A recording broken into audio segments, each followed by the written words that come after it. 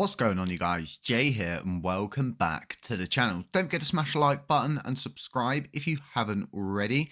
I want to talk to you guys about Dokwon's current situation surrounding him pleading not guilty as he's been extradited to the United States. There's a lot of confusion out there and I can completely understand the situation.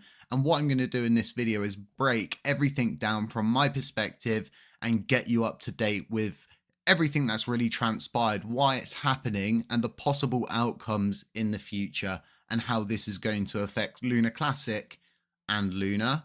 So if you don't know, Dokwon has already been involved in multiple court proceedings. We followed these quite heavily on the channel following the collapse of UST and Luna back in 2022. We're now in 2025. It's been a while and he's been flip-flopping his extradition for quite some time. So what we need to understand here, there is two sides to this story.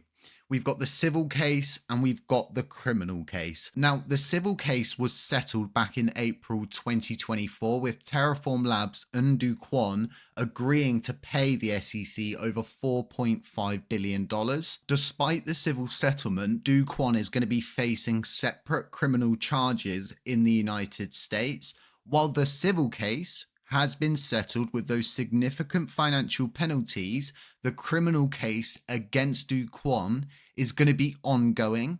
He has pled not guilty to all of the charges, which include securities fraud, wire fraud, commodities fraud, and money laundering conspiracies.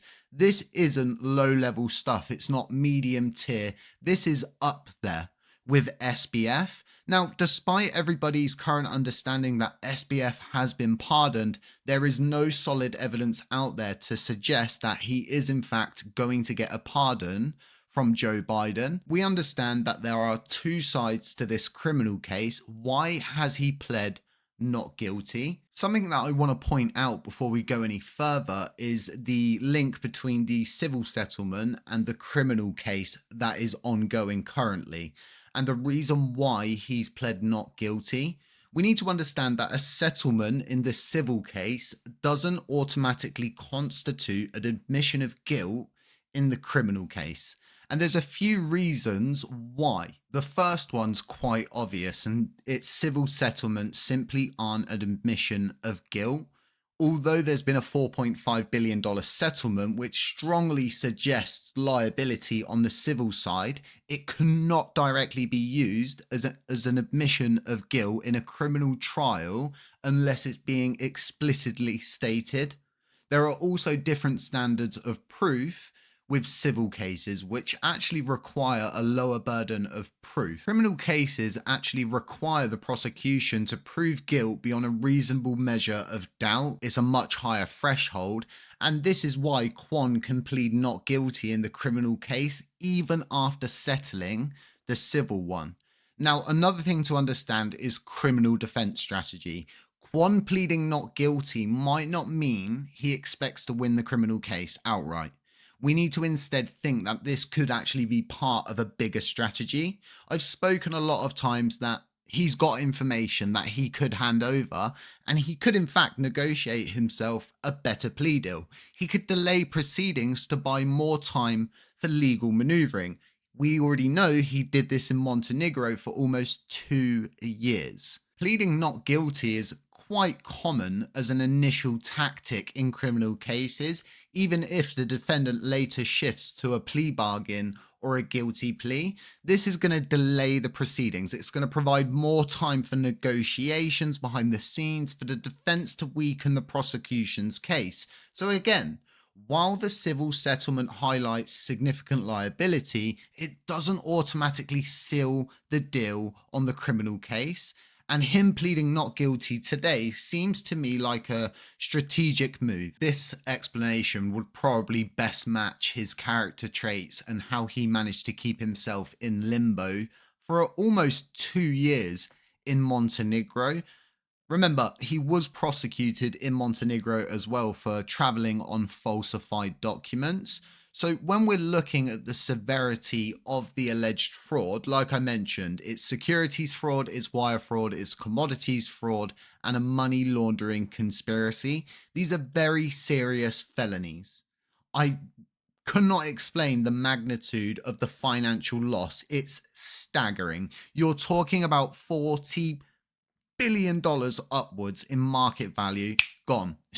just just wiped out. People were millionaires, and then 24 hours later they were not millionaires. It really is that simple. We're talking about thousands of retail investors and institutional funds that suffered massive losses.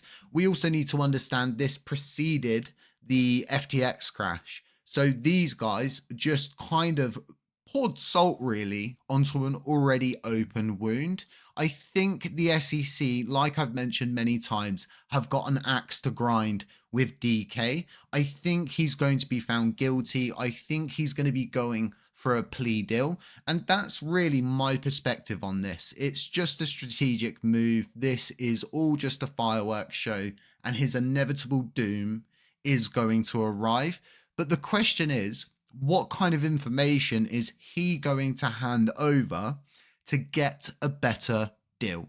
That's something I've always wondered. If you go back and go through all of my videos covering Dokwon throughout the flip-flopping, you will always hear me say if he ends up in the United States, he would likely have some information that they want access to. This is something which could be very detrimental to our ecosystem, or it could be very beneficial. We just don't know where this is going to go.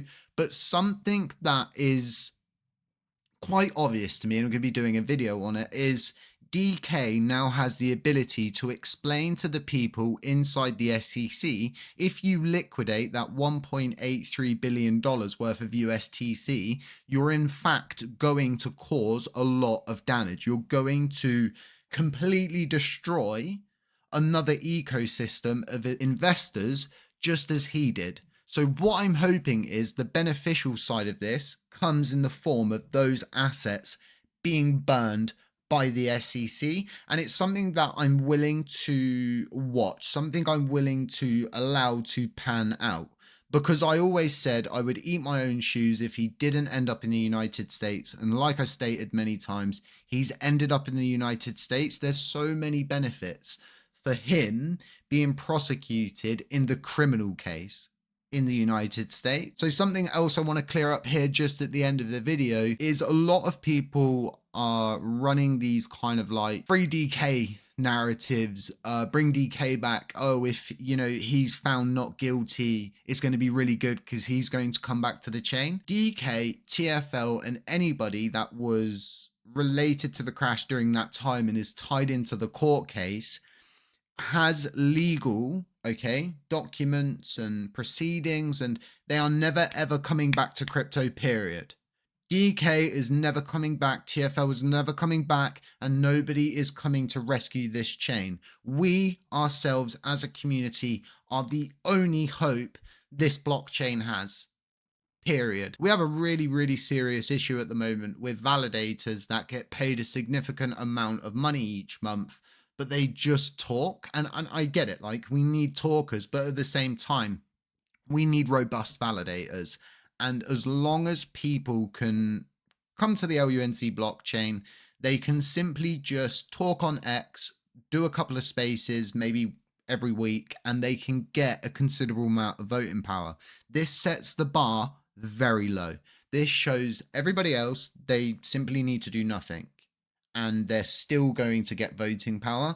And then that message begins to resonate out, and other validators say to themselves, well, I don't need to do anything. He's not doing anything. I don't need to do anything. I just need to talk and keep talking and just keep talking to keep myself relevant, and I'll get voting power. And from my perspective, that's what people should be focusing on, instead of focusing on this guy who is not relevant anymore. He's definitely going to be found guilty. We know the outcome of this story, and the evidence that's already built up against him is going to secure his inevitable doom. Like I said, the United States haven't brought him here to release him, period. He's going in a jail cell, and he's going to rot for a significant amount of time, just like SBF did. And once they come out, they are never going to be allowed to be involved in anything cryptocurrency related, financial related, banking related, period.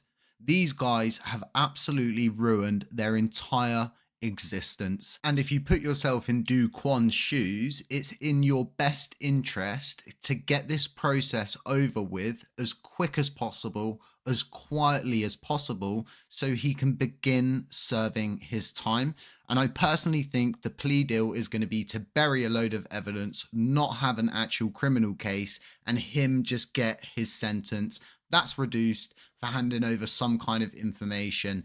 And again, his best interest right now is getting this process underway and complete so he can begin his sentence time. The quicker he begins his sentence time, the quicker he is going to get through that process. Eventually, these guys are going to be free. They're going to be out there roaming in the public. But until then, they're going to be rotting in a jail cell, and our blockchain can excel as the original chain that didn't abandon this ecosystem. Guys, let me know what you think about all of this. Stay safe, stay humble, stay aware, and as always, I'll catch you in the next one. Ciao.